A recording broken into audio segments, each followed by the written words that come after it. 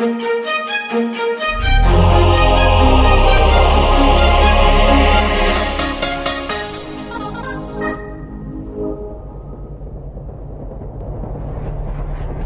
sabido sobre esto durante décadas, durante más de medio siglo. Intenta sostener una conversación con cualquiera sobre el cambio climático y la gente se desconecta. Cambio climático. Cambio climático. Cambio climático. Y el problema parece empeorar, empeorar y empeorar. La verdad es que mientras más aprendo sobre este tema y todo lo que contribuye al problema, más me percato de lo mucho que no sé. ¡Oh, Dios mío! ¡Mira cuán violento es eso! El paraíso ha sido degradado y destruido. Estamos haciendo esto conociendo la realidad. Solo quiero saber cuán lejos hemos llegado y si existe algo que podamos hacer para pararlo. Estados Unidos ha sido el más grande emisor de gases de efecto invernadero en la historia. Ustedes son un país adicto a los fósiles. Nosotros estamos invirtiendo más en energía solar hoy en día que los Estados Unidos.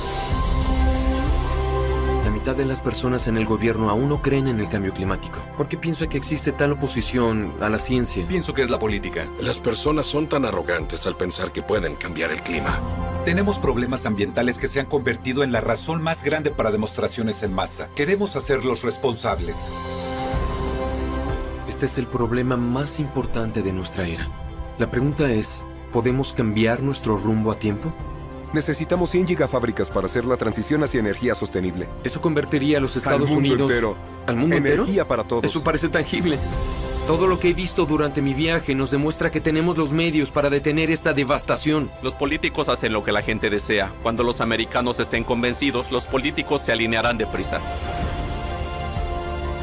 Si seguimos presionando, no existe razón por la que no podamos solucionar este problema. El mundo está observando. Les pedimos a ustedes que lo protejan. O nosotros y todos los seres vivos que queremos seremos historia.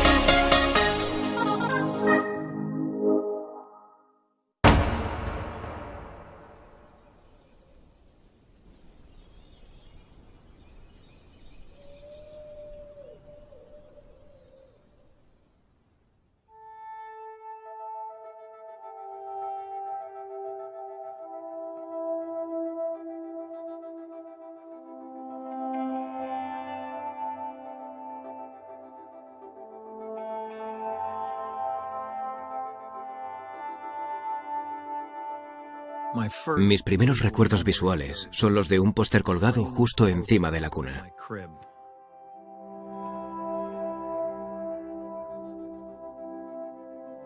Cada noche lo observaba antes de irme a dormir. Mi padre era distribuidor de cómics clandestino y una especie de camaleón de la contracultura, así lo llamaba yo.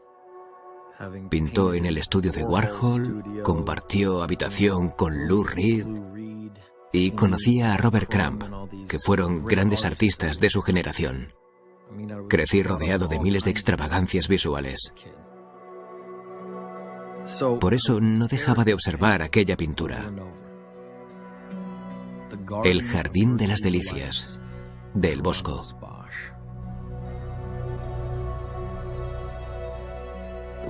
Lo pintó a principios del siglo XVI, y si lo observas detenidamente, cada panel te cuenta una historia.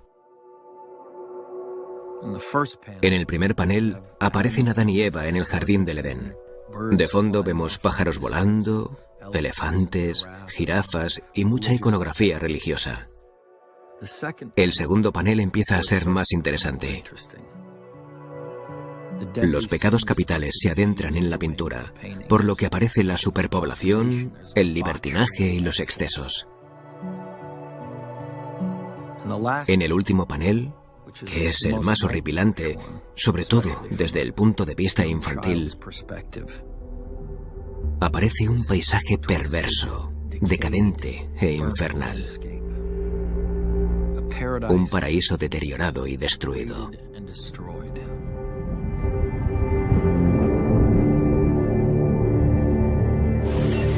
Man may be unwittingly changing the world's climate through the waste products of his civilization. The burning of coal, oil, and wood is releasing carbon dioxide into the atmosphere. The greenhouse effect has been detected, and it is changing our climate now. Guess where the temperature goes? It goes up. Climate change is already in our backyard. Official 2012 was the hottest year in the United States. It's 2014. 2015. Warmest year around the warmest year on record. It is his activities which drove mankind out of the Garden of Eden.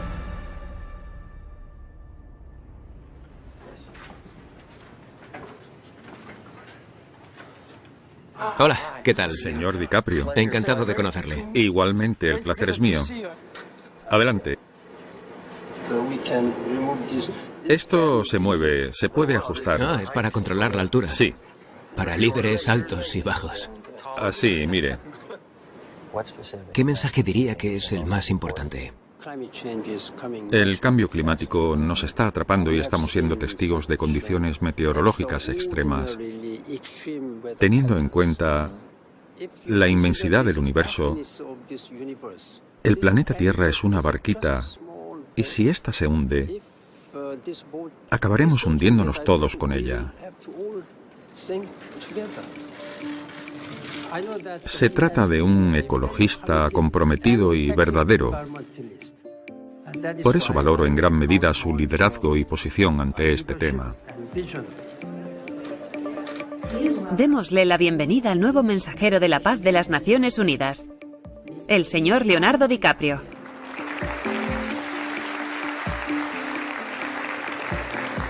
Muchas gracias, señor secretario. Sus excelencias, señoras y señores, es todo un honor que las Naciones Unidas me hayan nombrado mensajero de la paz por el cambio climático. Me presento ante ustedes no como un experto, sino como un ciudadano preocupado. Quiero hacer todo lo que esté en mis manos para informarme sobre este asunto, investigar qué está pasando y ver qué se puede hacer. Aunque todo apunta a que está fuera de nuestro control. Me gano la vida como actor. Interpreto papeles ficticios que resuelven problemas ficticios. Y creo que la humanidad ha abordado el tema del cambio climático del mismo modo. No dejamos de oír noticias catastróficas sobre el medio ambiente a diario. Y parece que el problema va empeorando cada vez más. Intenta hablar con cualquiera sobre el cambio climático y verás cómo lo evita. Si la ONU supiera cómo me siento y lo negro que veo el futuro, sinceramente, creo que se han equivocado de mensajero. Hundreds of thousands took to the streets of New York today, demonstrating for action on climate change.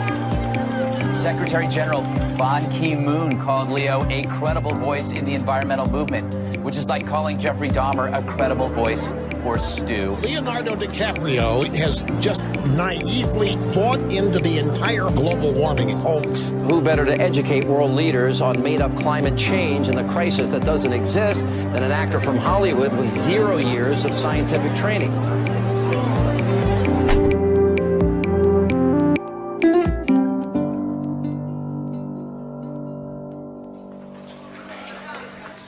Hola, ¿qué tal? Encantada. Encantado de conocerle, un placer. Hola. ¿Cómo estás? Me alegro de verte. Y yo también. He empezado a rodar una nueva película que tiene lugar en la frontera oeste de Estados Unidos a principios del siglo XIX, en los inicios de la Revolución Industrial. La película trata sobre cómo el hombre arrasa con la naturaleza y destruye especies y culturas durante el proceso. Vaya, parecen cráneos de búfalo. Alejandro, mira. ¿Son cazadores de pieles? ¿Venden los cráneos o qué? Sí, los están vendiendo. ¿Qué es esto? ¿A qué es vergonzoso? Qué fuerte. El hecho de que ni siquiera se planteara la extinción de sus animales es una auténtica locura. Si pudieras trasladar esto a una película, sería increíble. A ver si lo consigues. Vale.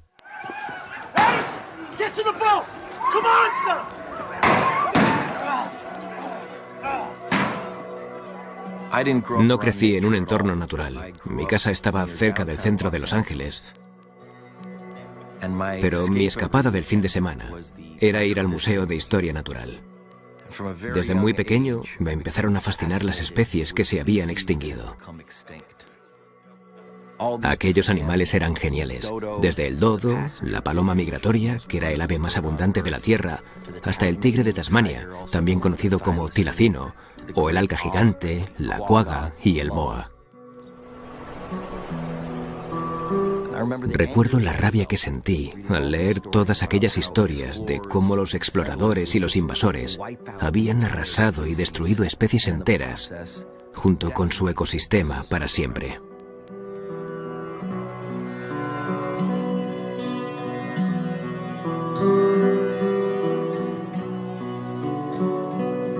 Ahora la diferencia es que lo hacemos a conciencia y a una escala mucho mayor.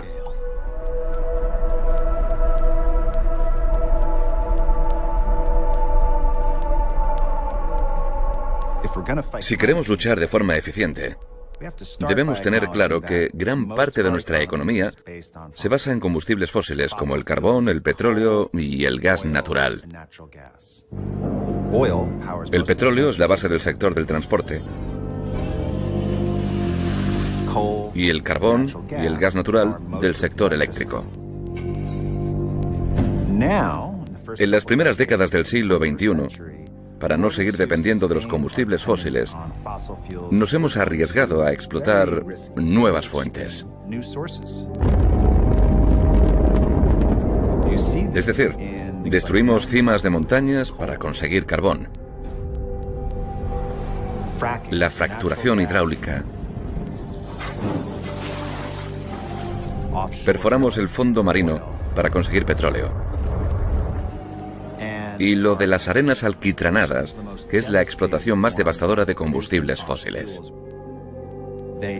Destruyen bosques inmensos. Y el agua de los ríos y riachuelos está contaminada, que a su vez acaba con la vida salvaje y las comunidades nativas. Además, se necesita muchísima energía para trasladar el petróleo a los depósitos. Así que no hay combustibles fósiles limpios. Los cascos están colgados ahí detrás. Justo debajo del micro puede ajustar el volumen.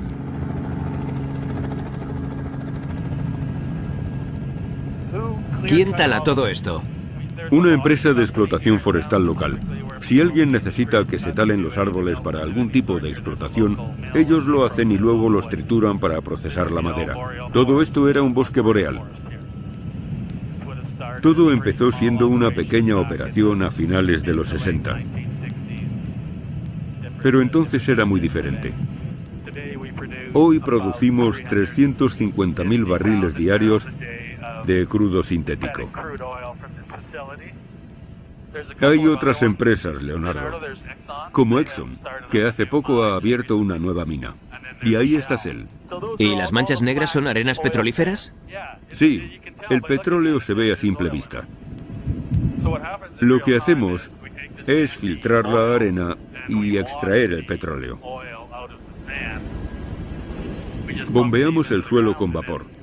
Y cuando se calienta, el petróleo emerge. Se separa de la arena. Y ya está. Me recuerda a Mordor. ¿A qué? A Mordor, del Señor de los Anillos. Es una explotación inmensa. Es escalofriante. Esto es nuestra explotación minera. También verás la operación de extracción y de refinado. Las operaciones in situ están a unos 70 kilómetros de distancia. Las plantas están conectadas por oleoductos. La verdad es que cuanto más me informo sobre el tema y todo lo que alimenta al problema, más consciente soy de lo poco que sé.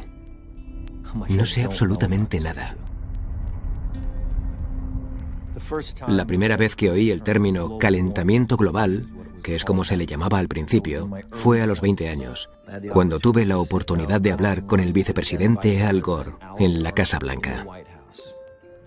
Primero me dibujó la Tierra en una pizarra, luego le añadió la atmósfera y me dijo que esa capa era el mayor problema de nuestros tiempos. Yo no tenía ni idea de lo que estaba diciendo. Me explicó que todos nuestros medios de transporte, los barcos, los trenes, los aviones, los coches, la forma en la que producimos los alimentos, la forma en la que construimos las ciudades, casi todo eso emite dióxido de carbono, CO2, que provoca un cambio climático en el planeta. Me dijo, los casquetes polares se derretirán, el nivel del mar aumentará, las condiciones meteorológicas empeorarán y habrá inundaciones, sequías e incendios forestales. Parecía una película de ciencia ficción terrorífica. Pero todo lo que dijo era real y está sucediendo ahora mismo.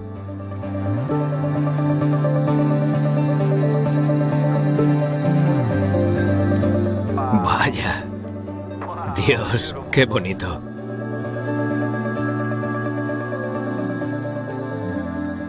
Quiero averiguar hasta dónde hemos llegado. ¿Cuánto daño hemos hecho? Y si podemos hacer algo para detenerlo.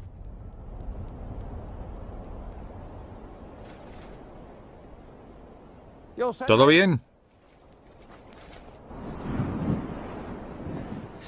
Hoy es 4 de julio y estamos en el Ártico. Ahora mismo estamos caminando sobre el agua del océano. Es el punto más al norte de la isla Baffin, uno de los cientos de islas del Ártico canadiense. Estamos muy por encima del círculo polar ártico, y si mete la mano en el agua no podrá soportar el frío más de 5 minutos. A menos que sea un tipo duro. Y usted caza y pesca aquí, ¿no? Sí. ¿El qué exactamente? En mi territorio capturo peces, focas, narvales y osos polares. ¿Es de oso polar? Sí, así es. Vaya, qué fuerte. ¿Y el hielo, desde que es guía, ha ido disminuyendo? Sí, antes el hielo era sólido y azul. No era tan claro como este, era más oscuro y más sólido. Ahora, el hielo se parece más a un helado de heladería. Es hielo, pero es mucho más quebradizo. Se funde mucho más rápido que antes. En 2040 podremos navegar por el Polo Norte. No quedará hielo marino en el Océano Ártico en verano. Estamos explotando tanto los combustibles fósiles que el hielo se está fundiendo. El Ártico es como el aire acondicionado del hemisferio norte. Si desaparece, las corrientes cambiarán, así como las condiciones meteorológicas, lo cual provocará inundaciones y sequías de gran intensidad. Es la transformación más drástica de un entorno medioambiental de la historia. Mira. ¡Qué cerca están! Hay unos 12.000 narvales en esta región. Aquí todavía sobreviven, pero en otras zonas la población ha descendido. ¡Vaya! ¡Qué pasada! Están esperando a que el hielo se rompa para introducirse en el fondo y alimentarse de lenguados. No me imaginaba que hicieran ese ruido. Increíble. Parece que ronroneen. No quiero vivir en un planeta sin esos animales.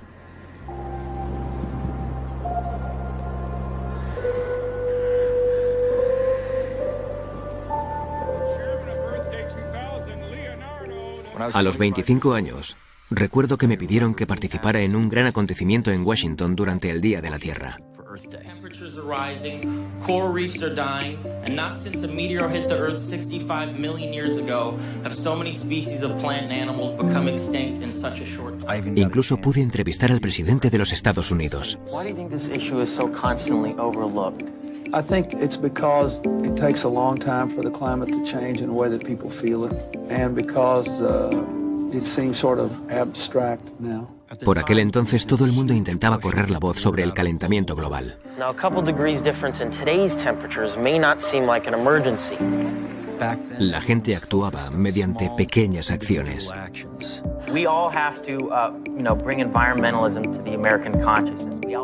Y todo se redujo a soluciones tan nimias como comprar otro tipo de bombillas. Y todos pensaban que ya bastaba con cambiar de bombilla en casa.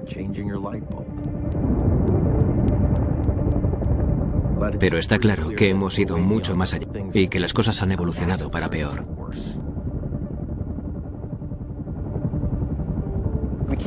Siguen apareciendo ejemplos que no están en los modelos climáticos que se usan para predecir el futuro. Es decir, las proyecciones del futuro son muy conservadoras. Si el clima sigue con las temperaturas de la última década, Groenlandia desaparecerá. No se acerque a la grieta. ¡Madre mía! No se acerque mucho al borde. Mire qué potencia tiene. Esos rápidos van flechados. Toda esa agua se dirige al mar. Si eso no se equilibra con la nieve, la capa de hielo será más fina y el nivel del mar aumentará. Esa es nuestra estación climatológica. ¿Ah, sí? ¿Eso es una estación? Me había imaginado un iglú gigante lleno de científicos haciendo experimentos. Parece un equipo de buceo hecho añicos. ¿A qué está conectado? Bueno, ahora está todo derretido, pero esta manguera estaba a unos 9 metros de profundidad y ahora se ha fundido todo. Vale, entonces, ¿esa manguera estaba dentro del hielo? Sí, así lo medimos. Así calculan la cantidad de hielo que se ha fundido. Sí.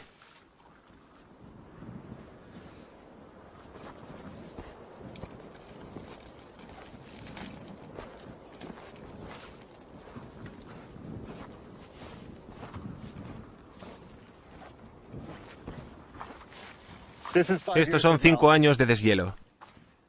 La longitud de la manguera es el grosor de hielo que se ha derretido de la parte sur de Groenlandia los últimos 5 años. Eso es. Son cientos de kilómetros cúbicos de hielo que ya no forman parte del terreno y que se han ido al mar.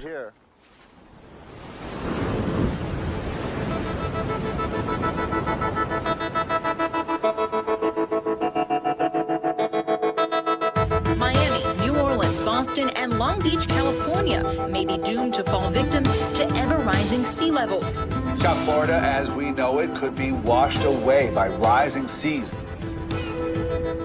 De los lugares más susceptibles al aumento del nivel del mar, sobre todo en Estados Unidos, nos encontramos con Florida.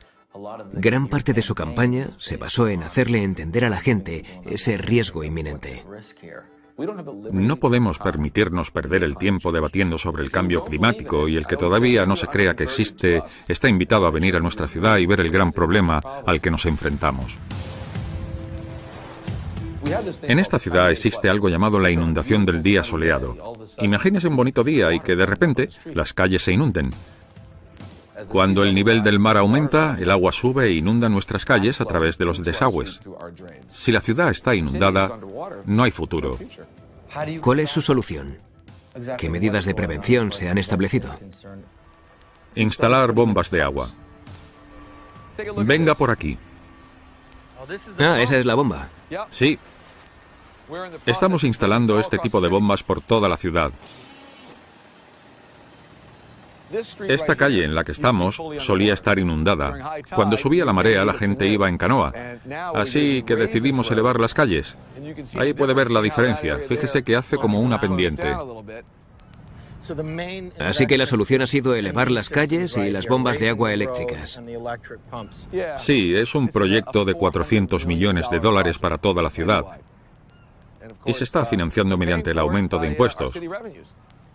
Claro, como ya se imaginará, no fue una medida muy bien acogida por la ciudadanía. Pero estas obras supondrán una gran diferencia. Sí, totalmente. Y les dará un margen. Sin duda, creo que nos dará unos 40 o 50 años de tiempo. ¿Y ya está? Sí.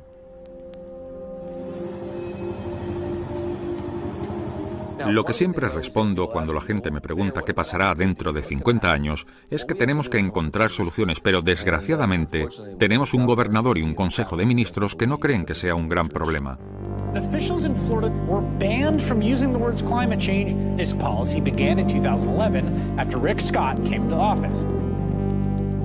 Nadie quiere hablar del cambio climático, sobre todo el senador de Florida, Marco Rubio, que no cree que exista tal problema y no está interesado en ayudar a nuestro estado. Pero ojalá hubiera luchado más por conseguir fondos federales durante los últimos 3 años para conseguir que nuestras ciudades fueran habitables.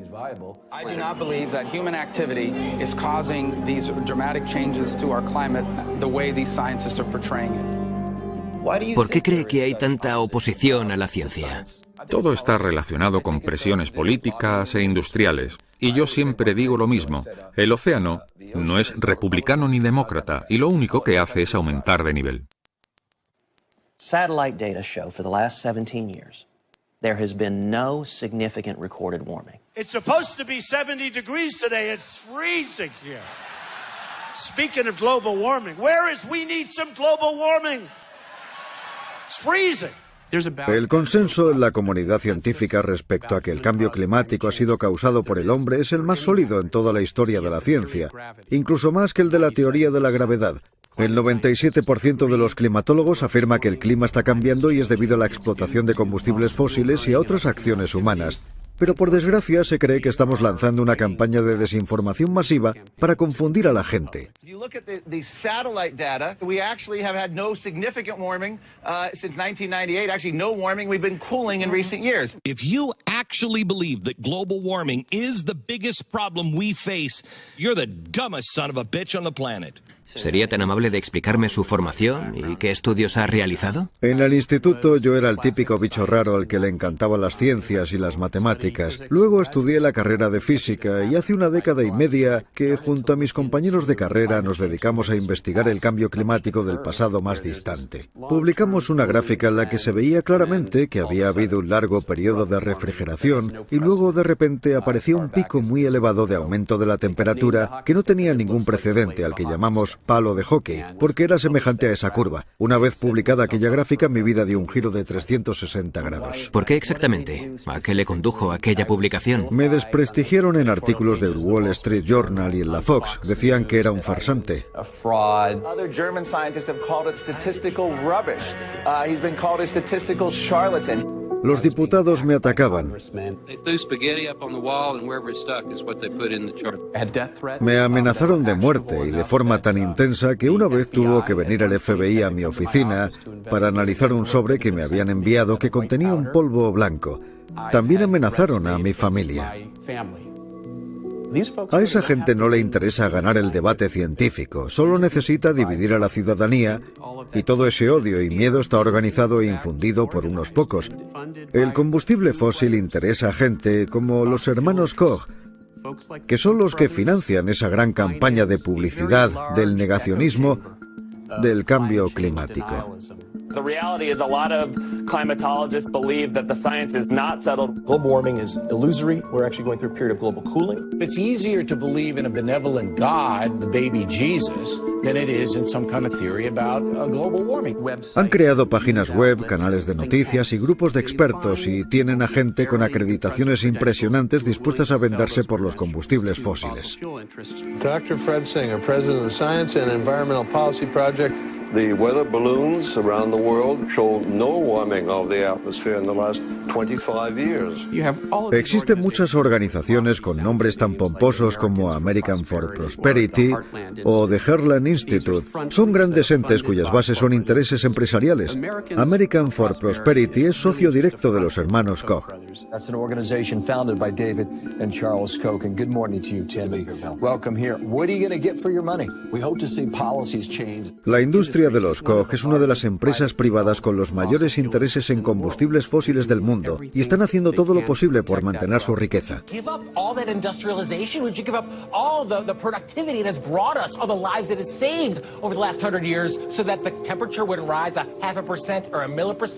Han presionado al Congreso.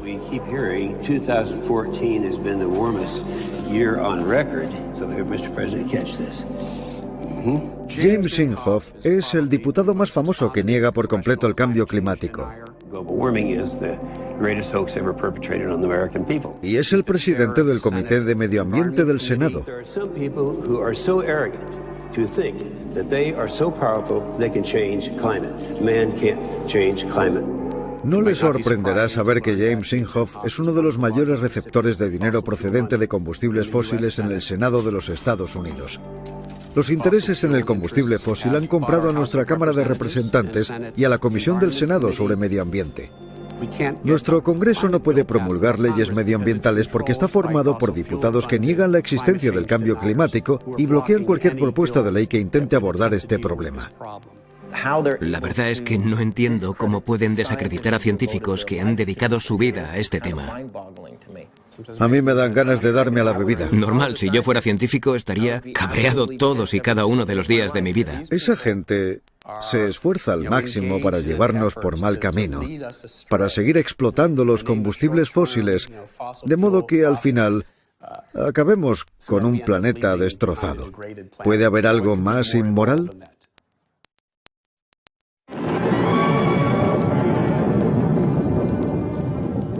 Even now, man may be unwittingly changing the world's climate through the waste products of his civilization. Due to our release through factories and automobiles every year of more than 6 billion tons of carbon dioxide, our atmosphere seems to be getting warmer. This is bad? Well, it's been calculated a few degrees rise in the Earth's temperature would melt the polar ice caps. En realidad, conocemos este problema desde hace décadas, desde hace más de un siglo. Every day I send you 1,000 times more power than you use in a year. Anybody working on getting power direct from old Blowhard here? Oh yes, but not nearly enough. Roll 6B. Imagínense cómo sería el mundo hoy en día si nos hubiéramos tomado en serio las advertencias de la ciencia de entonces. Out of the sunlight that falls on it. But our engineers, they'll have to build efficient generators that spread out over acres, even square miles, to compete with the cheap coal and oil still available to us. Desde entonces, nuestra población ha aumentado en 5.000 millones de personas y suma y sigue. China ha superado a Estados Unidos, siendo el país más contaminante del mundo. Ahora es más complicado resolver el problema.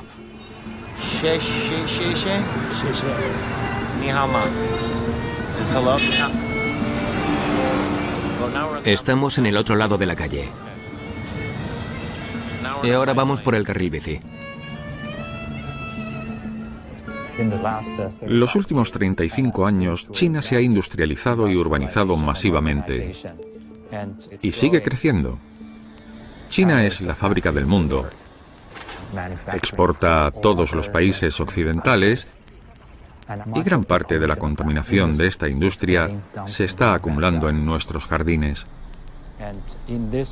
En esta zona, a las afueras de Pekín y en la península de Shandong, el consumo de carbón es igual al consumo total de Estados Unidos. Dios. Y no es una zona muy grande. La gente suele preocuparse más cuando sabe cómo les afectará todo esto a su salud, la salud de sus hijos y la de su familia. The toxicity has reached that worst level. 你说我们在外头跑，呼吸这样的空气，我觉得早晚就得癌症。戴上这个口罩，因为觉得空气可能对呼吸嗓子不太舒服，到外面去就是。En China, a la gente le preocupa el cambio climático, pero sobre todo porque es algo que les afecta a diario.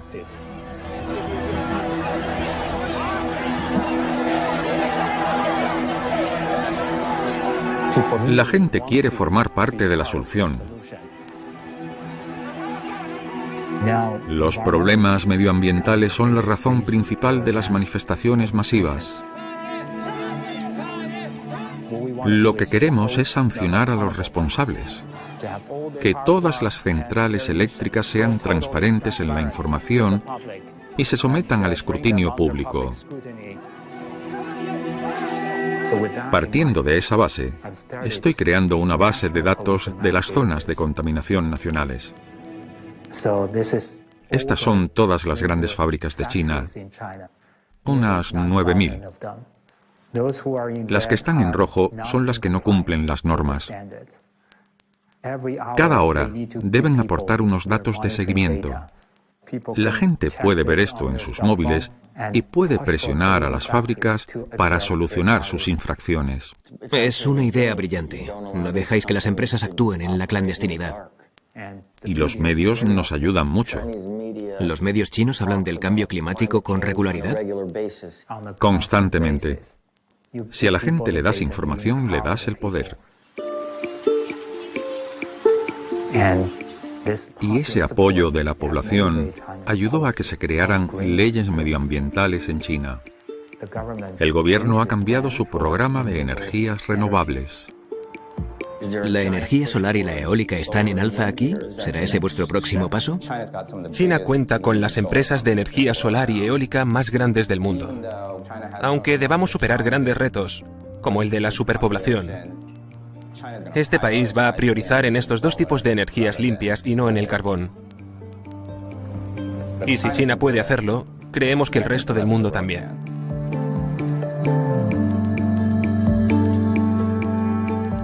China sigue basando su economía en combustibles fósiles, pero parece ser que se están pasando a las energías renovables mucho más rápido que cualquier otro país. Pero me pregunto si el resto de países subdesarrollados, con un elevado crecimiento de la población, podrán realizar la misma transición.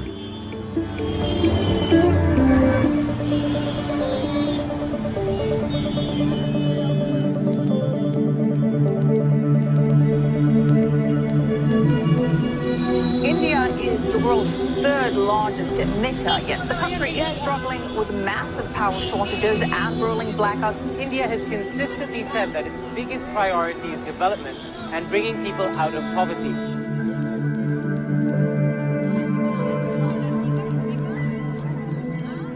Nos importa el cambio climático, pero somos un país en el que el acceso a la energía es tan problemático como el cambio climático en sí. Tenemos que asegurarnos de que cada ciudadano indio tenga acceso a la energía. Por lo que me han contado, hay 300 millones de personas que viven sin electricidad en la India. Sí, cierto. Lo que equivale a la población total de Estados Unidos.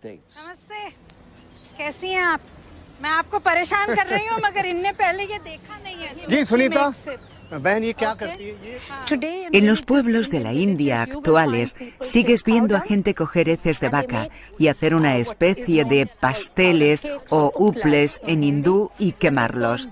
Y esa es su única fuente de energía para cocinar. Luego cocinan los alimentos sobre ese fuego. Un 30% de los hogares en la India todavía no tiene acceso a la energía. Si queremos que todo el mundo tenga electricidad, hay que asegurarse de que ésta tenga un precio asequible. La India tiene una inmensa reserva de carbón. Contamos con la tercera o la cuarta mayor reserva de carbón del mundo. El carbón es más barato por mucho que no nos guste. Y hay que tener en cuenta ese punto de vista. Si creamos un problema en el pasado, lo volveremos a crear en el futuro. Actualmente existen 700 millones de hogares que cocinan con biomasa. 700 millones de hogares.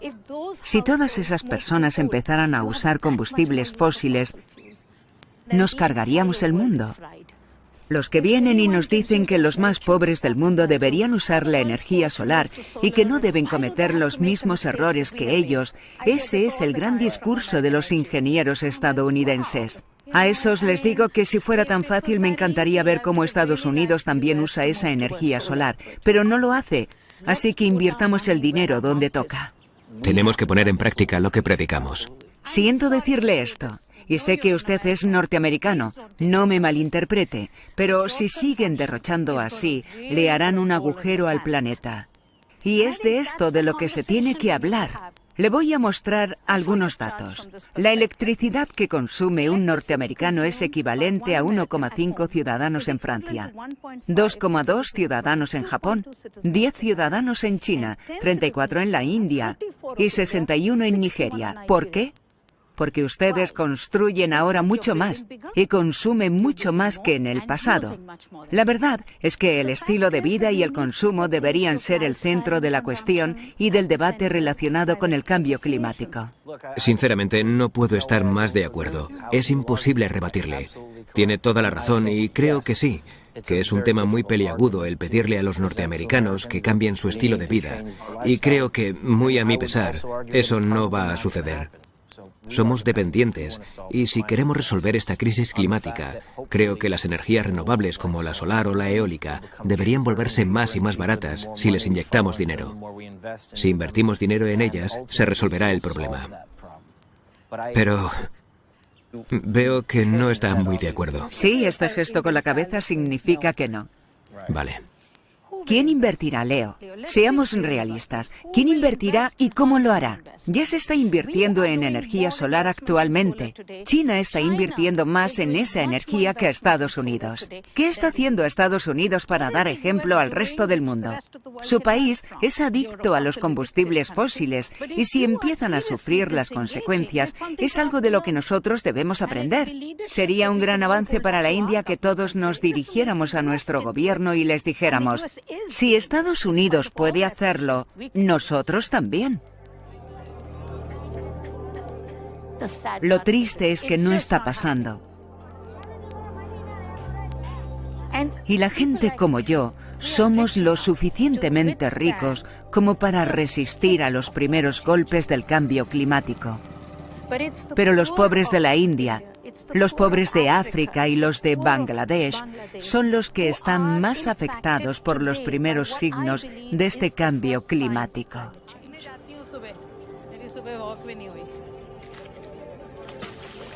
¿Qué sembró ahí, Hayiji?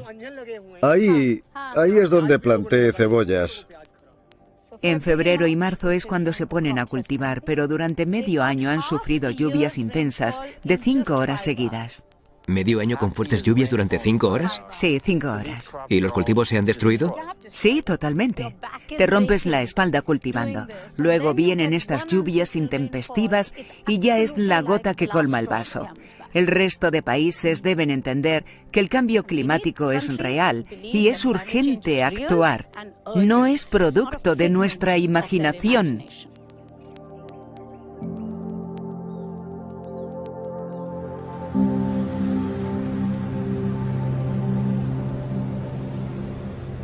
Estados Unidos ha sido el mayor emisor de gases de efecto invernadero de la historia. Y no hay duda de que todos nos hemos beneficiado de los combustibles fósiles. Y yo también. Mi impacto ecológico seguro que es mucho mayor que el de mucha gente. Y hay veces que me pregunto, ¿qué es lo correcto? ¿Qué acciones deberíamos llevar a cabo? Hay más de 1.000 millones de personas sin electricidad que necesitan luz y calefacción. Ellos también quieren el estilo de vida que tenemos en Estados Unidos desde hace 100 años. Si vamos a resolver este problema, todos tenemos la responsabilidad de ser un ejemplo e incluso mucho más. Debemos ayudar al mundo subdesarrollado a vivir esa transición antes de que sea demasiado tarde.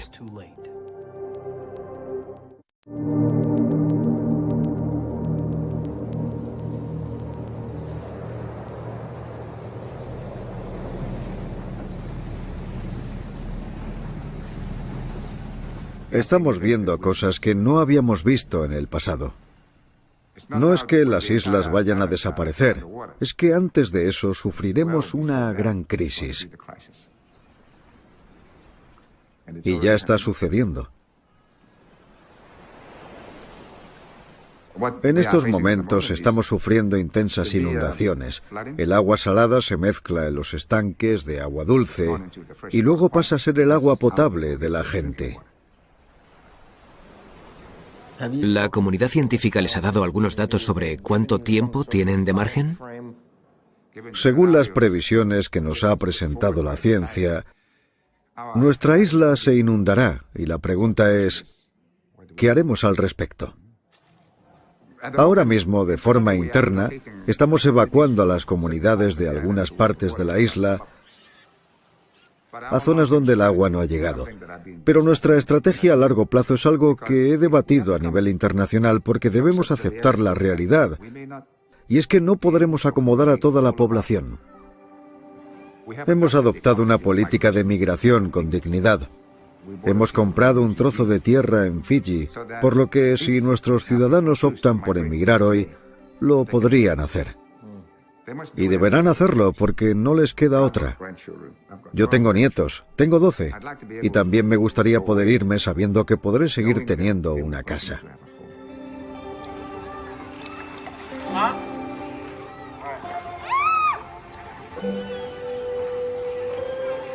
Las islas del Pacífico somos un paraíso en peligro.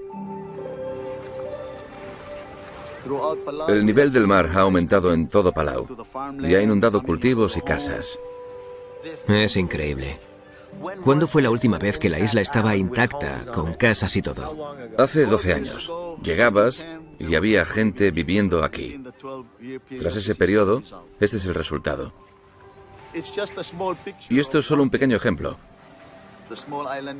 Las islas más pequeñas, que son las que menos afectan al clima, son las que van a sufrir más el impacto ecológico, y todo por el calentamiento global.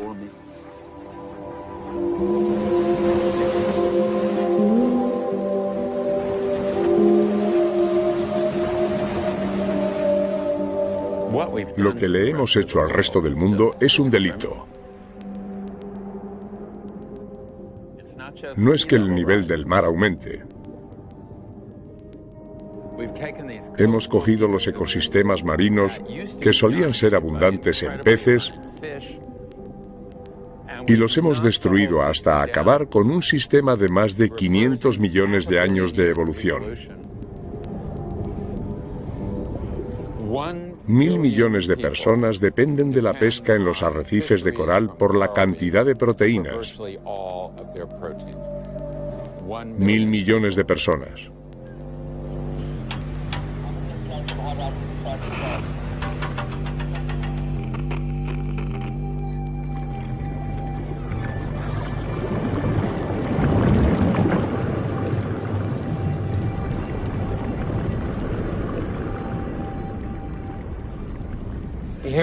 Estamos viendo lo que era un arrecife de coral bastante sano.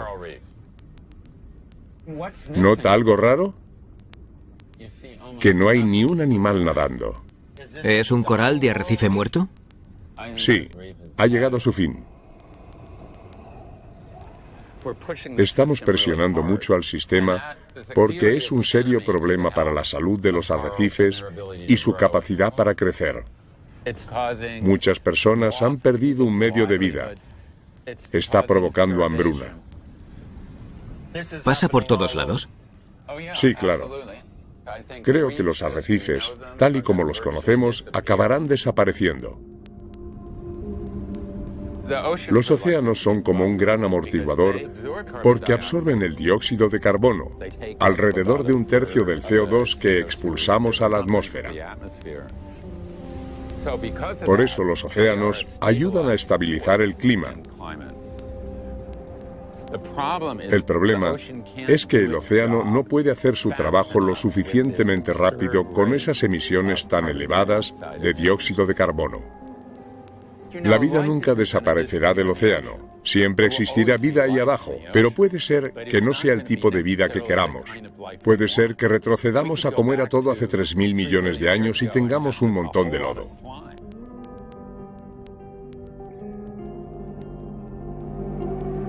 Estamos destruyendo los ecosistemas que normalmente nos ayudan a estabilizar el clima. Igual que los océanos, los bosques absorben el carbono de la atmósfera. Durante décadas, los bosques han absorbido el carbono, lo han almacenado en los troncos, en las hojas y en la materia orgánica. Los bosques guardan ese carbono para los seres vivos, hasta que llegamos nosotros y lo quemamos todo. Entonces actúa como una bomba y emite unas emisiones de carbono inmensas a la atmósfera. La niebla es muy densa, ¿no? La visibilidad no es muy buena.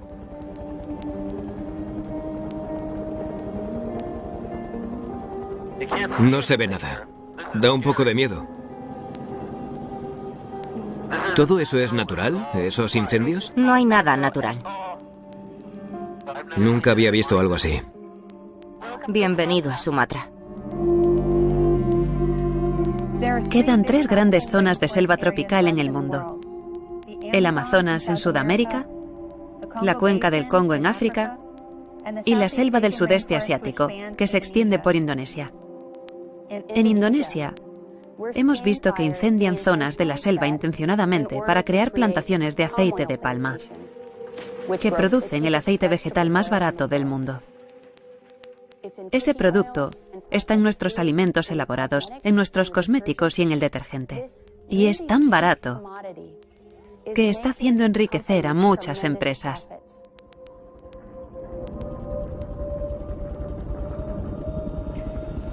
Todos esos árboles en fila de ahí son plantaciones de aceite de palma.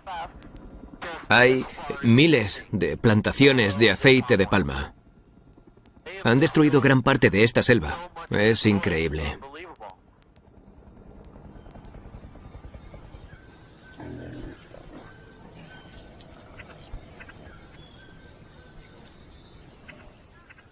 Estamos en el último lugar de la Tierra en el que todavía hay elefantes, rinocerontes, orangutanes y tigres compartiendo el mismo espacio.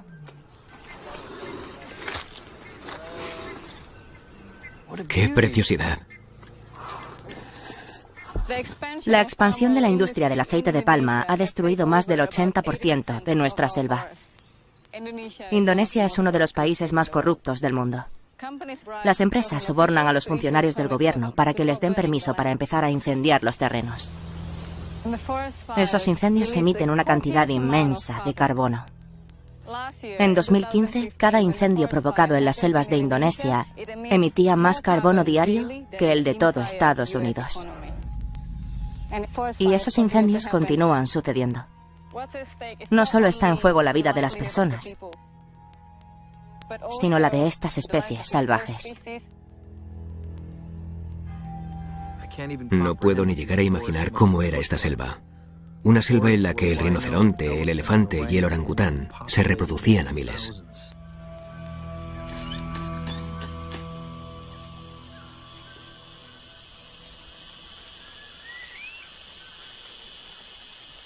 Estos animales son un subproducto de la selva que desapareció a causa de la industria del aceite de palma. Son refugiados de una selva que ya no existe. Vaya, cómo me agarra. ¡Qué fuerte estás! Os voy a dar un poco de fruta, no os asustéis. ¿Zanahoria o fruta? Sin duda queréis fruta. Es lo que más os gusta, ¿eh? Toma. ¿Te gustan las zanahorias? ¿O no mucho? Madre mía. Son increíbles.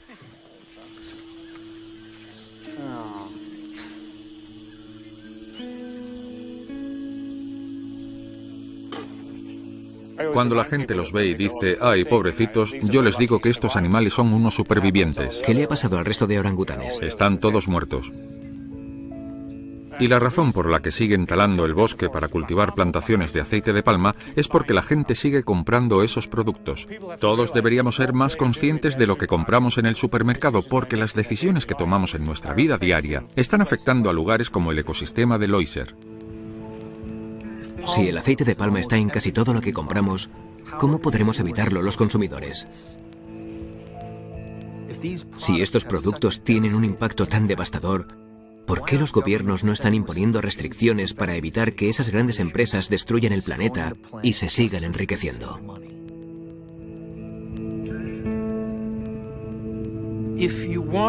Si quieres hacer algo que no implique acudir a las autoridades, como gobiernos u otros entes, no se me ocurre mejor manera que cambies la dieta. Y puedes empezar hoy mismo. Usted es científico y estudia los efectos de la agricultura en el clima, pero creció rodeado de ganado que luego llevaban al matadero, ¿no? Soy científico. Eso es lo más importante. De todas las causas de la deforestación tropical, La mayor es la carne de bovino. La ternera es uno de los usos menos eficaces del planeta. En Estados Unidos, el 47% del terreno se usa para la producción alimentaria y gran parte del mismo se usa para cultivar pienso para el ganado. Los productos como la fruta, las verduras y los frutos secos solo ocupan un 1% de ese terreno. Lo más importante es que las vacas producen metano, que es un poderoso gas de efecto invernadero. Las vacas comen tanto como pueden y cuando están masticando, expulsan una gran cantidad de metano hacia la atmósfera mediante sus flatulencias.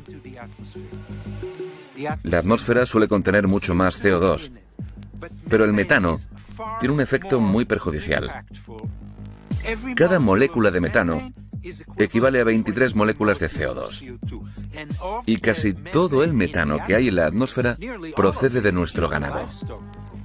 Si lo comparamos con las emisiones de otras fuentes, ¿qué porcentaje puede emitir el consumo del ganado bovino?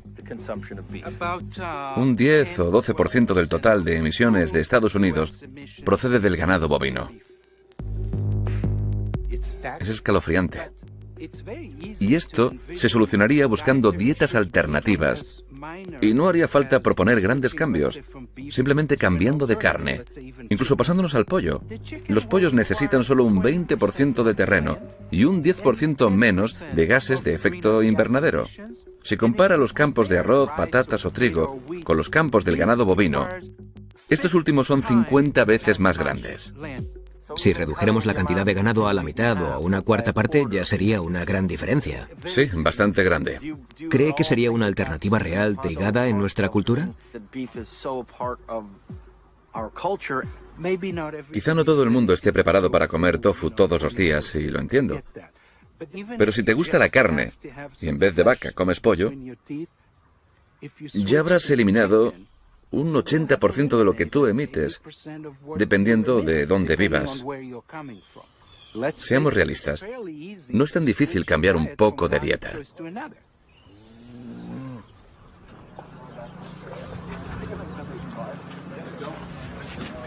2 pasos más. Ahí. Vale, listos.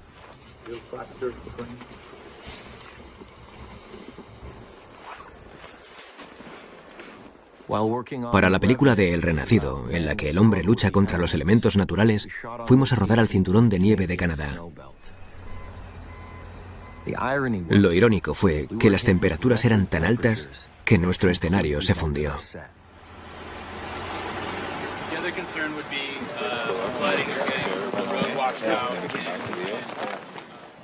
Para poder acabar la película, tuvimos que recorrer medio mundo para encontrar nieve.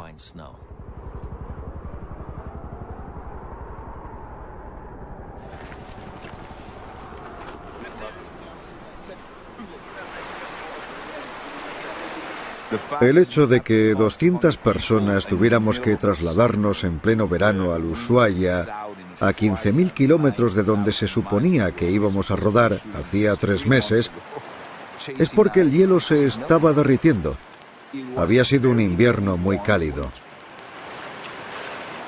Hemos bajado hasta el extremo sur de nuestro continente, cerca del Polo Sur, para grabar esta película, porque es el último lugar donde queda nieve.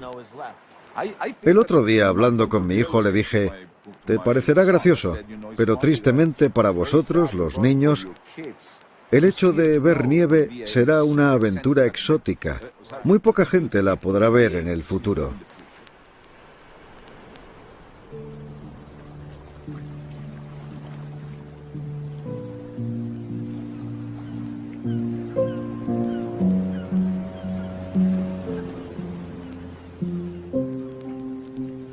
Es como si estuviera en una película surrealista.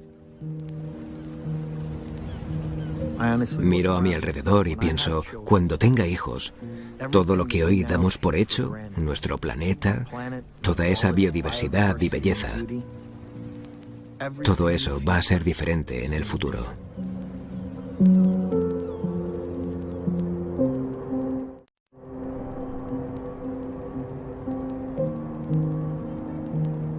Cada punto de luz que vemos es completamente diferente. viene de una fuente de energía diferente.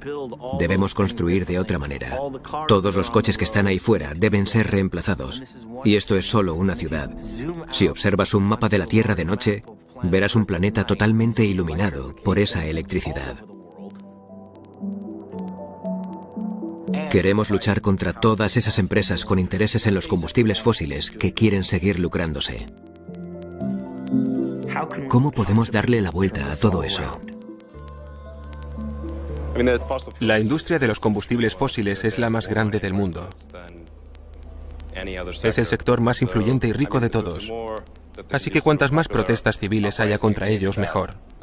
Pero desde un punto de vista científico, vamos por una senda inevitablemente catastrófica. Así que cuanto antes tomemos medidas, menos daño provocaremos.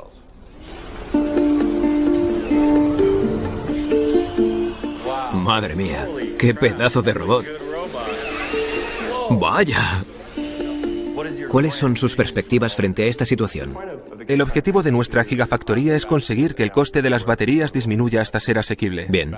Las baterías son esenciales para la energía sostenible del futuro. El sol no brilla siempre, por lo que es necesario almacenar su energía en una batería. ¿Cómo va a ayudar su iniciativa a los países subdesarrollados con superpoblación que necesitan energía? La ventaja de la energía solar y de las baterías es que se evita que se abran más plantas eléctricas. Podrías estar en un poblado remoto y tener placas solares que carguen un pack de baterías que suministren energía a todo el pueblo sin tener que instalar kilómetros de cable de alto voltaje por todo el territorio. Es lo mismo que sucedió con los teléfonos fijos y los móviles. En muchos países subdesarrollados ni siquiera saben lo que son los teléfonos fijos y han pasado directamente a los móviles. De hecho, hoy hemos hecho algunos cálculos de cuánto tardaría todo el mundo en usar solo energías sostenibles y qué tipo de rendimiento necesitaríamos. Y la respuesta es unas 100 gigafactorías. ¿Unas 100? Sí, 100 como esta. ¿Para cubrir la zona de Estados Unidos? No, del mundo entero. ¿En serio? Sí, la energía de todo el mundo. ¿Y ya está? Sí. Pues eso parece, no sé... Muy factible. Sí, bastante factible. Ya. Cuando se acaben las obras de la gigafactoría, será el edificio más alto del mundo. Contará con diversos niveles y una superficie de 15 millones de metros cuadrados. Tesla no puede construir 100 gigafactorías, pero lo que realmente marcará la diferencia será que haya otras empresas mucho más grandes que Tesla que hagan lo mismo. Si las grandes empresas industriales de China, Estados Unidos y Europa y el sector automovilístico también crean estas fábricas, entonces podremos acelerar esa transición al uso de energías sostenibles. Si los gobiernos proponen leyes para favorecer a las energías sostenibles, podremos acelerar ese proceso. Eso es fundamental. A menos que le pongan un precio al carbono. Nunca llegaremos a hacer esa transición a tiempo, ¿verdad? Exacto. Y la única forma de hacerlo es proponer un impuesto sobre el carbono. Vale, que alguien me explique eso del impuesto sobre el carbono, que sería el remedio mágico para el cambio climático. El impuesto sobre el carbono significaría añadirle un impuesto a toda aquella actividad que emita carbono a la atmósfera. Cuando creas un impuesto, aumentas el precio de las cosas y la gente consumirá menos. Esa es la lección número 1 de la clase de economía. Usted imparte clases de economía en la Universidad de Harvard y ha publicado un libro sobre economía moderna, ¿verdad? Como hace años que imparto este curso, decidí escribir un libro. Me han informado de que usted ha trabajado con republicanos de renombre como John McCain, Mitt Romney y George Bush cuando fue presidente. Era el presidente del Consejo de Asesoría Económica. ¿Y por qué no existe ese impuesto sobre el carbono? Porque los políticos no siempre hacen caso a los expertos. La idea es que queremos gravar impuestos en actividades que son perjudiciales para la sociedad. Por eso hemos subido el precio de los cigarrillos creando un impuesto para ello. De esa manera la gente los consume menos. El cambio climático presenta varios efectos negativos y costes a la sociedad. Un impuesto sobre el carbono forzaría a la gente a tener en cuenta ese gasto. Creo que intentar reclamar la responsabilidad social a las personas es muy difícil porque suelen tener vidas complicadas y tienen muchas cosas de las que preocuparse. No quieren tener que pensar en el cambio climático cada vez que toman una decisión. No pueden. Aunque cada vez que usas el coche deberías de estar pensando, ¿qué le estoy haciendo al clima? Lo que haría ese impuesto sobre el carbono sería llevarnos por el buen camino. Vale, a ver si lo entiendo. Usted es republicano, pero ¿quién quiere pagar más impuestos? Algo que hay que tener en cuenta es que si existiera ese impuesto sobre el carbono, se podrían recortar otros impuestos para equilibrarlo. Por ejemplo, los salariales. Habría un cambio en lugar de un aumento de impuestos. ¿Cree que sería posible aprobar un impuesto sobre el carbono, teniendo en cuenta la situación política? Si ni la mitad de los diputados cree en el cambio climático. Durante la campaña, el presidente Obama no quiso usar el término impuesto sobre el carbono porque lo habrían masacrado en los sondeos. Si queremos cambiar el punto de vista del presidente respecto a este tipo de impuesto, hay que cambiar el punto de vista de la sociedad sobre el mismo. Piense en el matrimonio gay y recuerde cuando Barack Obama se manifestó en contra del mismo. ¿Cuándo cambió de opinión? Cuando los sondeos cambiaron. Aunque llamemos a los políticos nuestros líderes electos, en realidad son nuestros seguidores electos. Hacen lo que la gente quiere que hagan. Una vez que la sociedad esté convencida, entonces los políticos seguirán sus órdenes. President Obama and representatives from nearly 200 other countries are trying to reach an agreement to keep global warming in check. In December, the world will come together at the UN Climate Conference in Paris, and we will see whether or not we can muster the collective political will to reach an ambitious, comprehensive agreement. This is a critical year. Leo, ¿qué tal estás? Gracias por concederme la entrevista. La última vez que nos abrazamos provocamos casi un escándalo. Tú y yo tenemos peligro. ¿En serio? Ah, sí, es verdad. Se me había olvidado. Un placer verle de nuevo, secretario. Tras décadas de negociaciones fallidas, ¿en qué se diferencia la negociación actual del resto? Recuerdo las imágenes de George Bush Sr. cuando dijo que acababan de descubrir qué era eso del calentamiento global. We come to Rio proud of what we have accomplished and committed to extending the record on American leadership on the environment. Ha habido una cumbre de la Tierra tras otra y las acciones han brillado por su ausencia. Bueno, le voy a explicar por qué esta vez sí que es diferente. El año pasado el presidente Obama se reunió en Pekín con el presidente de China, Xi, y anunció una reducción de las emisiones para la cumbre de París. Imagínese que las dos mayores potencias económicas del mundo, aunque también las más contaminantes, se reunieran y realizaran una declaración así. Fue un momento histórico sin ningún tipo de precedente. Se nos han juntado muchas cosas y, desgraciadamente, todas las consecuencias negativas del cambio climático también están ahí. Lo que está pasando es que hay miles de personas que deben huir de su país a causa del clima. Y la gente se enfrenta por la escasez del agua, lo que podría provocar guerras.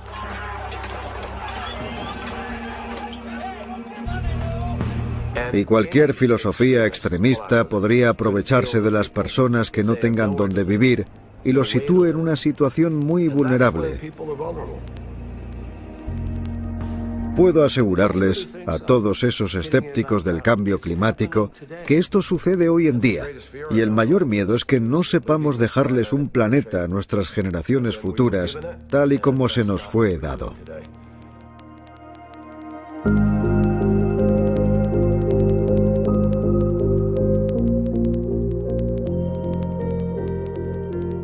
Actualmente me dedico a intentar entender cómo podemos conseguir un futuro próspero para la humanidad tras haber llegado a una situación en la que el planeta está empezando a tocar techo. Tengo el privilegio de presidir una organización llamada Liga de la Tierra, que es una red de los principales científicos del sistema terrestre que trata de reunir todo el conocimiento sobre la comprensión de nuestro futuro en la Tierra. Durante este siglo la temperatura va a aumentar una media de 4 grados. Nunca hemos vivido un aumento de temperatura así desde hace unos 4 millones de años. Y obviamente no tenemos testigos directos de esa época.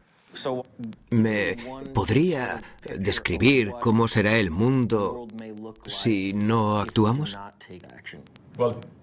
Para empezar, durante los últimos 12.000 años, las temperaturas han sido milagrosamente estables. De hecho, las temperaturas medias han variado solo 1 grado bajo cero durante todo ese periodo. Era un planeta perfecto con una atmósfera perfecta. Exacto, pero veamos qué le ha pasado a la temperatura. ¿Dónde estamos ahora mismo? Bueno, actualmente nos acercamos al grado centígrado. Por ahora son 0,85 grados, pero ya estamos observando algunas consecuencias antes de lo que esperábamos. This storm is so big, so vast, 60 million Americans will feel its power. We're in an historic drought. Los arrecifes de coral han empezado a desaparecer antes de ese aumento de 2 grados. Y las predicciones son de 1,5 a 2 grados, así que... Eso ya está pasando. Eso es lo que pasará probablemente. Es lo que pasará probablemente. Si hay un aumento de 3 o 4 grados, habrá olas de calor que provocarán que muchas zonas sean inhabitables. La agricultura desaparecerá de la zona del Ecuador, lo que nos hará responsables de la incapacidad de alimentar a la humanidad. A los científicos les preocupa que pueda llegar un punto en el que la Tierra tome el control y empiece a reforzar el calentamiento. Eso es lo que llamamos puntos de inflexión, y el más obvio es el de Groenlandia. Por primera vez, la superficie de Groenlandia ha empezado a derretirse hasta tal punto que, en vez de ser una superficie blanca, se está oscureciendo. Y de repente, en vez de ser un agente refrigerador, es un calentador. ¿Porque ya no hay hielo que actúe como un espejo? Sí, por el cambio de color. Por el cambio del color del hielo. Eso es. De repente, toda esa energía empieza a introducirse en el terreno, y el metano atrapado bajo el suelo permanentemente congelado se descongela hasta que acaba siendo expulsado. Lo que calentaría incluso más el planeta y se emitiría más metano. Exacto. Eso pasaría si no actuamos de forma inmediata. Sí, pero a nadie le importa. Aunque si en la cumbre sobre el clima de París, que tendrá lugar en diciembre, los líderes mundiales llegan a acuerdos y abren una ventana, aunque sea pequeña, podríamos revertir el proceso para conseguir estabilizar el planeta. En la última cumbre no se llegaron a grandes soluciones relacionadas con las energías limpias o la alta tecnología. Pero en París vamos a ver esto y lo vamos a comprobar. Si te levantas en Alemania un sábado por la mañana, un 30% de la electricidad de tu casa proviene de energía solar y eólica, y no de un par de generadores, sino de más de 2 millones de ciudadanos conectados a una red de placas solares. Dinamarca, algunos días, produce actualmente más del 100% de su electricidad mediante energía eólica. Un 100% y totalmente renovable. Y recordemos que una vez invirtamos en energía solar o eólica, esa energía es gratuita para siempre. En países como el mío, Suecia, hubo una revuelta de la sociedad. Desde grupos de jóvenes hasta organizaciones ciudadanas, llegaron a presionar tanto que el presidente del gobierno anunció hace 3 semanas que Suecia se va a convertir en el primer país del mundo que no usa combustibles fósiles. Enhorabuena. Me sorprendió el hecho de que fuera una acción que se impulsara desde abajo. Creo que hemos redirigido el mundo hacia un futuro sostenible. Pero el miedo es que lo estemos haciendo demasiado lento.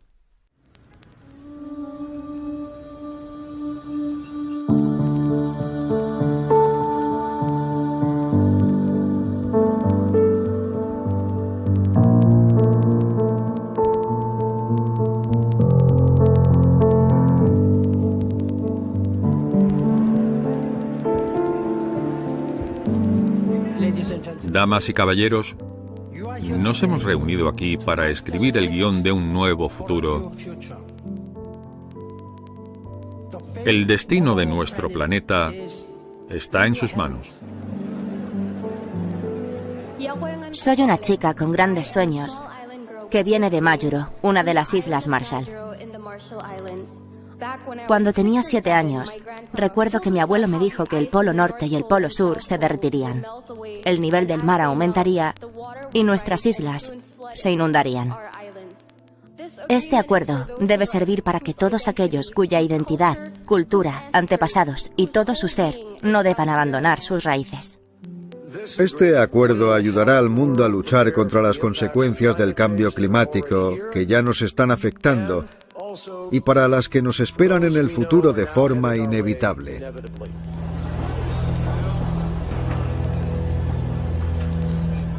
Tras un cuarto de siglo de negociaciones sobre el clima, por fin ha llegado este momento crucial en París, en el que 195 países afirman que harán todo lo que esté en sus manos por cambiar. Hemos llegado a un acuerdo sobre el clima en París.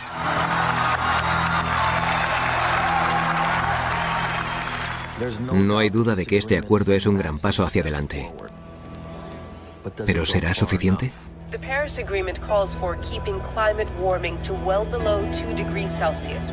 while striving for 1.5. There's no mention of a carbon tax. There's no mention of any penalties. There are no enforcement provisions. Tenemos que tener fe en que todos esos países van a cumplir lo que han prometido. ¿Pero lo acabarán haciendo? This is an unattainable deal that Congress has already voted to reject. The fact that we're going to have a 26 to 28% reduction in CO2 emissions, that isn't going to happen. I chair the committee that has jurisdiction over the Environmental Protection Agency.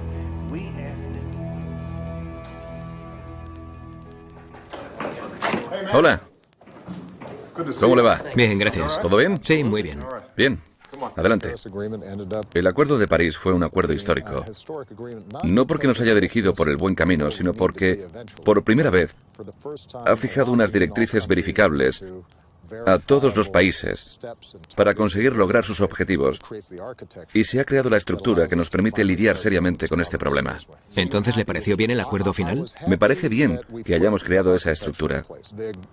Aunque los objetivos que se han establecido en París no son suficientes para solucionar el problema, según nos ha explicado la comunidad científica. Pero si en los próximos 20 años podemos aplicar las tecnologías existentes para reducir las emisiones de carbono y empezar a revertir el proceso lentamente, a medida que aparezcan nuevas tecnologías de manera que cada año contemos con objetivos cada vez más ambiciosos, entonces no creo que acabemos con el cambio climático, porque es inevitable, pero sí que podemos conseguir evitar que sea tan catastrófico. Sin embargo, sus iniciativas medioambientales no están siendo muy bien acogidas por la oposición. Tenemos a algunos en contra, ¿cierto? Entonces, ¿todos esos altos cargos del Congreso que niegan la existencia del cambio climático tienen la capacidad y el poder para desvirtuar cualquier esfuerzo? Por muchas campañas que lancen esos altos cargos, negando la existencia del cambio climático, al final se toparán con la realidad en las narices.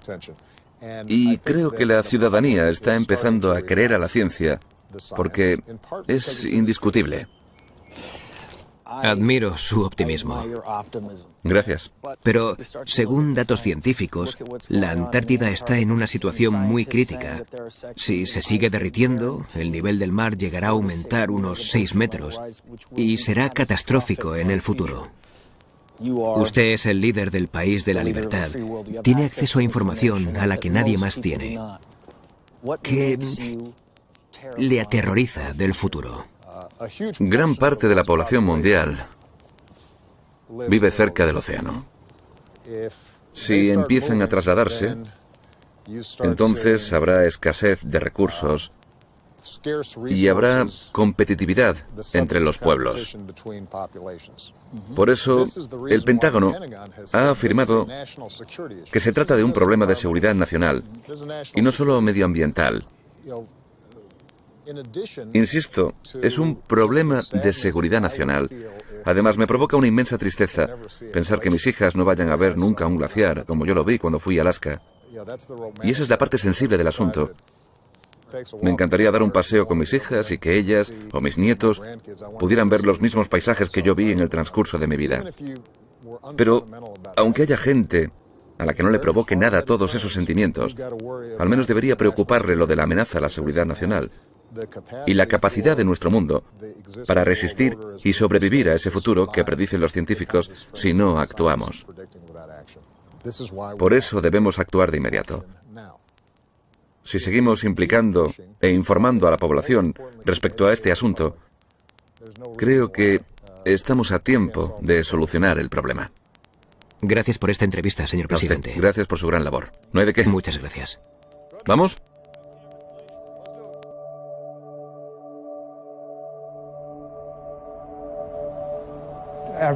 Me he dado cuenta de que los científicos hemos fallado al intentar comunicar esta amenaza a la población. Pero cuando sales ahí fuera y lo ves con tus propios ojos, ves lo fina que es la atmósfera, que parece una capa de cebolla que envuelve a la Tierra y que ahí se almacena el oxígeno que respiramos, el CO2 y todo lo que quemamos. Te das cuenta de todo, es una película protectora extremadamente frágil. Conozco los mecanismos de la Tierra porque llevo estudiándolos desde hace 20 años. Analizo cómo funcionan la atmósfera, el océano y el resto de elementos del sistema en conjunto. Lo he entendido desde la ciencia. Pero me siento como una hormiga que intenta entender cómo es un elefante correteando por todo su cuerpo. Cuando estás en órbita y puedes observar a 2000 kilómetros a tu alrededor, es como una revelación. Ves todas las ciudades de noche y te imaginas a millones de personas trabajando y haciendo cosas. Luego vas a la parte iluminada del mundo y ves los sistemas naturales, los huracanes y esos remolinos de nubes gigantescos sobre los océanos. Tuve el río Amazonas bajo mis pies. Durante unos 5 minutos tenía una inmensa alfombra verde debajo de mí. Fue precioso ver cómo esa alfombra llegaba hasta el mar.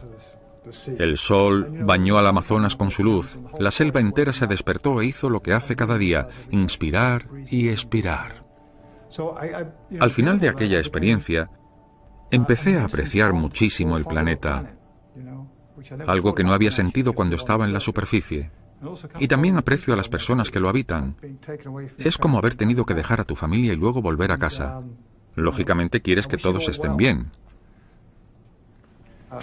Justo antes de Navidad me diagnosticaron un cáncer de páncreas de nivel 4 y lo tengo por todo el cuerpo, no solo en un lugar.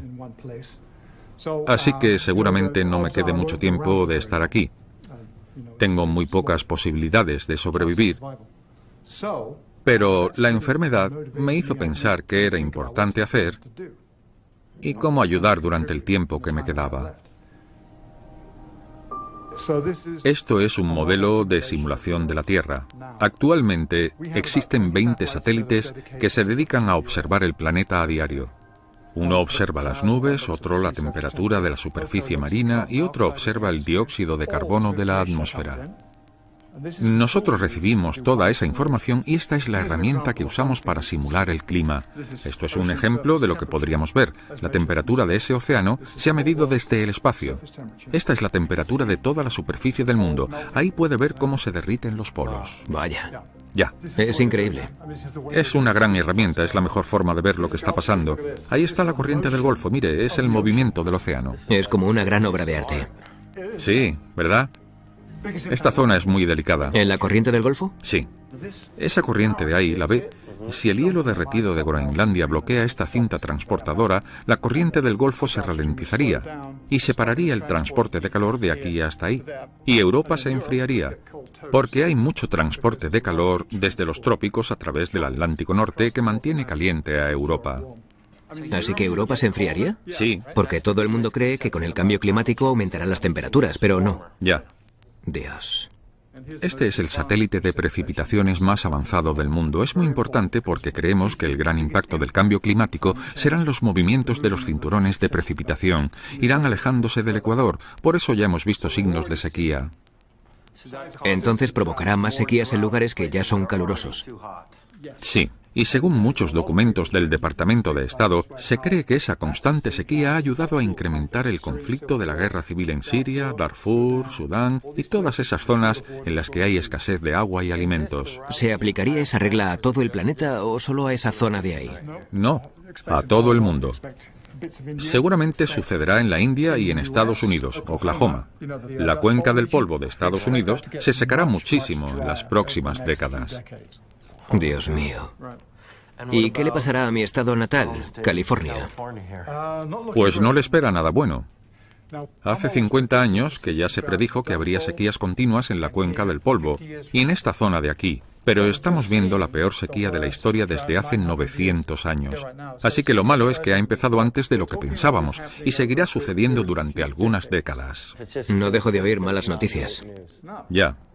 Y hay mucha gente que está confundida, pero los hechos hablan por sí solos. El hielo se está derritiendo. La Tierra se está calentando. Y el nivel del mar está aumentando. Son hechos reales. Pero en vez de venirnos abajo, afrontemos el problema, seamos realistas, intentemos buscar una solución, y créame que existen. Si parásemos de quemar combustibles fósiles ahora mismo, el planeta seguiría calentándose durante un tiempo, pero volvería a enfriarse. Entonces, si hacemos lo correcto, la temperatura subiría, pero al final... Dejaría de calentarse y volvería a enfriarse. ¿Y la capa de hielo del Ártico volvería a formarse? Tras el enfriamiento, sí. Entonces, ¿existe realmente una posibilidad de reconducir esa trayectoria en la que estamos? Por supuesto. Interesante. Sí, hay esperanza. Parece que tiene una actitud increíblemente positiva, a pesar de todo. Es impresionante. Sí, la verdad es que soy una persona muy optimista. Tengo fe en la humanidad, de verdad que sí. Y creo que cuando la gente deje de estar confundida respecto a este asunto, o al menos crea en su existencia y sea consciente de esa amenaza, además de estar bien informada de cómo hacerle frente, hará lo que tenga que hacer.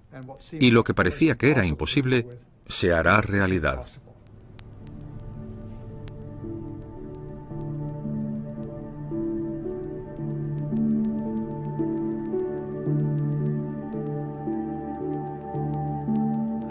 Sigo pensando mucho en esa pintura que estaba sobre la cuna.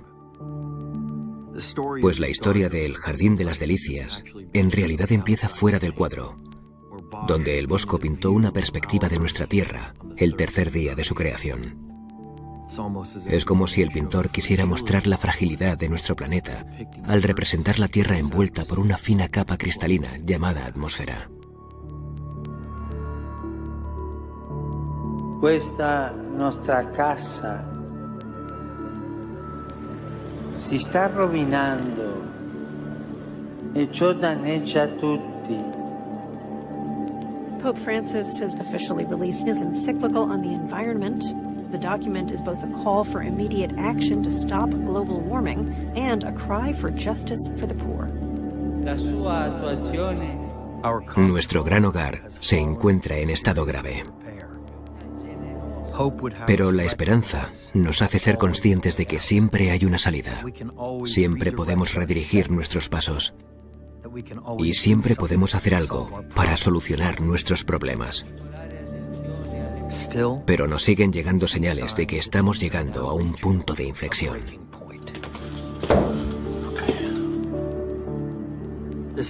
Es un mensaje directo del Papa. Es algo inaudito.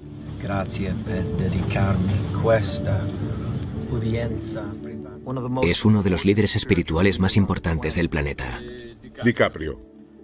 Ha pedido a la humanidad que acepte las teorías científicas sobre el cambio climático. Un papa nunca ha hecho algo así en toda la historia.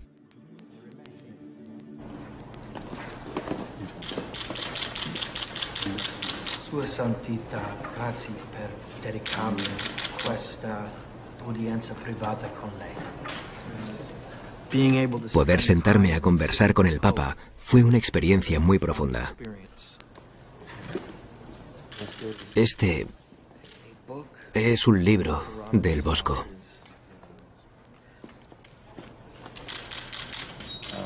La pintura estaba sobre mi cuna cuando era niño.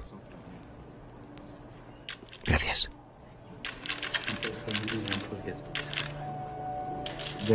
Sus palabras denotaron cierto pavor y urgencia. Me dijo que la conferencia de París había sido un paso en la dirección correcta, pero que no era suficiente. Cree que debemos seguir hablando continuamente sobre este tema y que hay que actuar de inmediato. Pero ante todo, me dijo que debíamos rezar por la especie humana.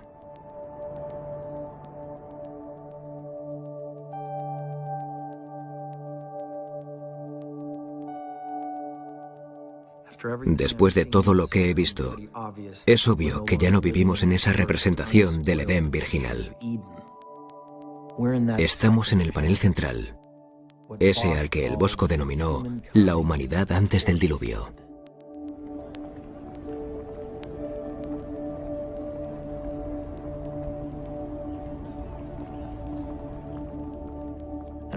Lo que más me obsesiona es ese último panel, el de los cielos carbonizados y oscuros. Un planeta que todos hemos llevado a la ruina. Y la pregunta es, ¿podremos cambiar nuestro rumbo a tiempo?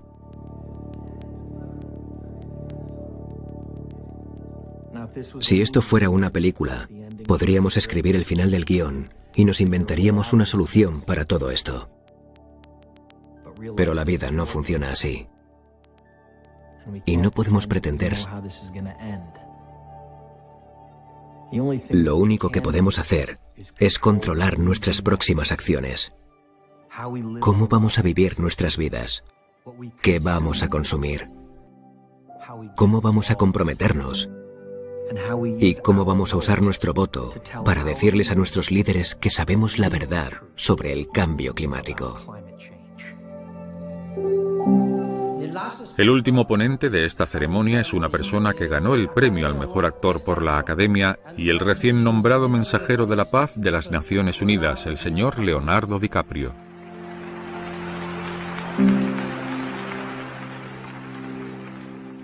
Muchas gracias, señor secretario general, por concederme el honor de dirigir este órgano, y a los líderes distinguidos y reunidos hoy aquí, dispuestos a pasar a la acción.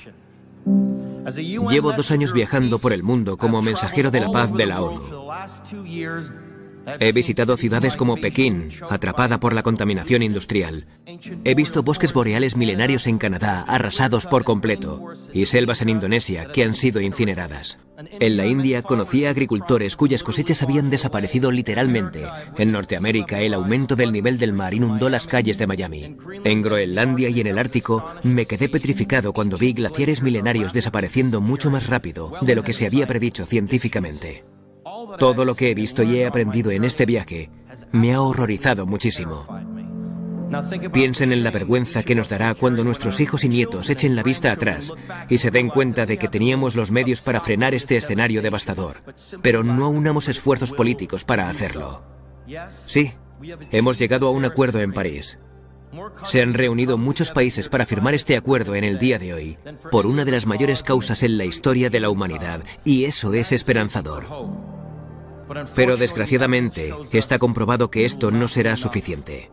Hay que impulsar un cambio radical de inmediato, uno que nos lleve a una nueva conciencia colectiva, una nueva evolución en común de la especie humana, inspirada y motivada por ese sentimiento de urgencia de todos ustedes.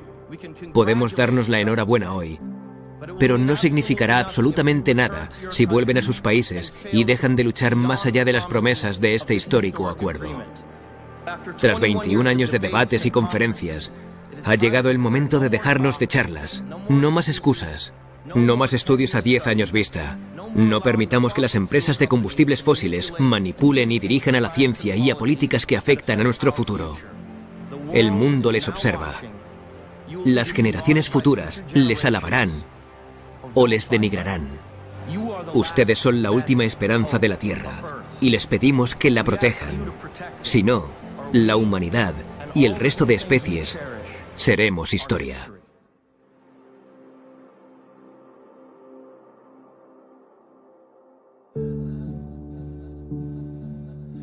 We wait, we pray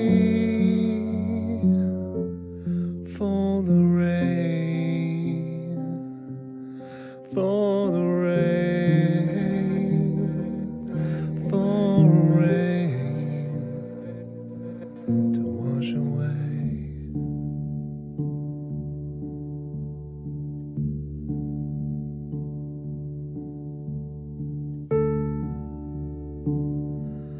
We try, deny, to believe,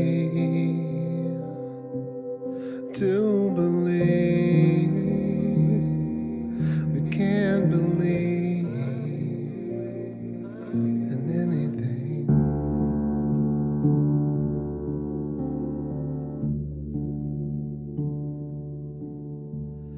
I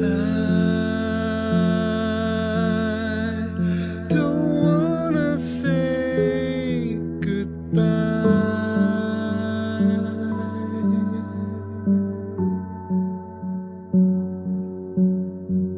Stars falling from the sky.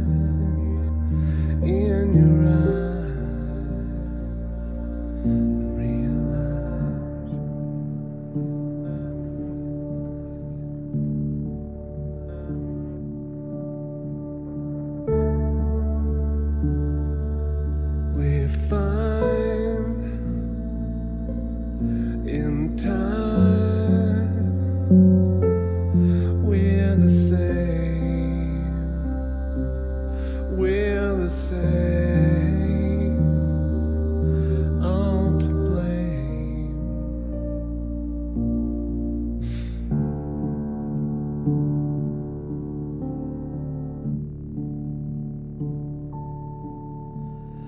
I don't wanna say goodbye.